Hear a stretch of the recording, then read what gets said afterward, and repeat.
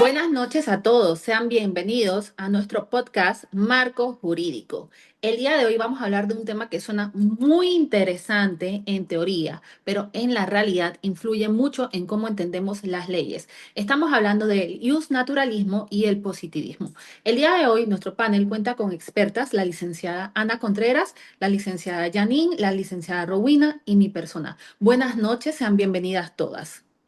Buenas Gracias. noches. Buenas noches. Buenas noches, gracias. Iniciamos con la licenciada Ana. Sí, porque al final de todo se resume en una pregunta muy básica. La siguiente pregunta es, ¿qué hace que una ley sea válida? Es ahí donde chocan todas las ideas, porque no todos comprenden el derecho de la misma forma. Les voy a dar un ejemplo. El naturalismo dice que es el derecho que depende no solo del Estado, sino que hay principios más arriba, como la justicia o la dignidad humana. Ujú. O sea que prácticamente entendemos que hay cosas que son derechos aunque nadie las haya escrito, ¿verdad? Exacto, pero el positivismo va por otro lado completamente distinto. Por ello, el derecho es válido por lo que crea una autoridad, siguiendo un procedimiento. Y eso cambia mucho la forma de ver temas como los derechos humanos. O sea que ahí es donde más se nota la diferencia para ustedes. Correcto, ¿verdad? Correcto. El naturalismo para mí es muy importante, suena muy interesante, porque pone límites al poder del Estado. Claro, porque si todo dependiera solo de la ley, se podría justificar cosas muy injustas. No, y históricamente hemos visto eso, esa es una realidad. En la historia hemos visto leyes que han sido injustas, que han oprimido a poblaciones, que han hecho mucho daño a distintas personas en nuestra humanidad. Esas son verdades, existen leyes que han sido injustas. Exacto, compañeras. Como las normas que permitían discriminación o restringían derechos fundamentales. Es ahí donde el naturalismo indica que esas normas no son verdaderos derechos. Exacto, porque coinciden principios superiores.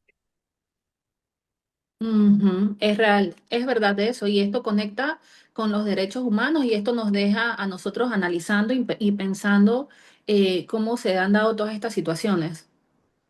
Sí, porque esos derechos no nacen nada más de una ley, sino de las condiciones humanas. Santos habla justamente de esa idea de universalidad. Pero tampoco es perfecto. Es verdad, tampoco es perfecto, por eso es que no siempre es fácil definir lo que es justo. A todos nos cuesta y de hecho a muchos expertos en la materia les cuesta bastante. Y ahí es donde se vuelve un poco subjetivo. Ahora desde el positivismo, la visión cambia bastante. Aquí lo importante no es tanto si es justo, lo importante es que esté bien creado. O sea que viene de una autoridad válida y cumple con un debido procedimiento. Claro, eso le da estabilidad, porque todos saben cuáles son las reglas que deben de seguir. Por ejemplo, Kelsen definía que esa idea de separar los derechos es moral. Para evitar que cada persona interpretara según su propia idea de justicia. No, y así se aporta la seguridad jurídica que todo el mundo requiere.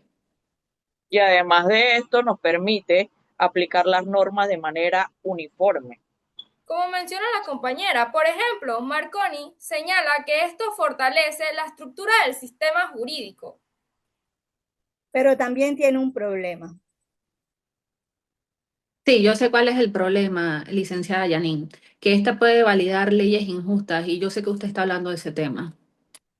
El, Bueno, Atena, pero mientras se cumpla con los requisitos y sigue siendo válidas, Sí, pero desde esa postura los cambios deben hacerse en el mismo sistema, dentro del sistema.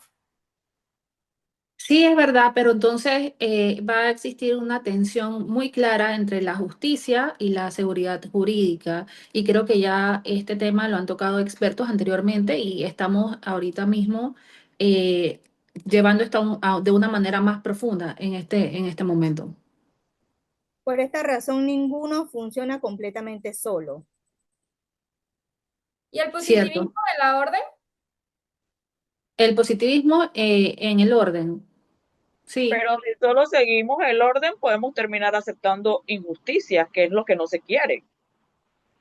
Y si solo seguimos lo que cada quien considera justo, el sistema se vuelve inestable. Tienes toda la razón, Robina.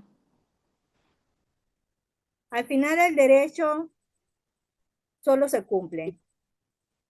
En la práctica se cambian, Las pero ninguno constituciones, funciona completamente por sí solo. Disculpe, compañero.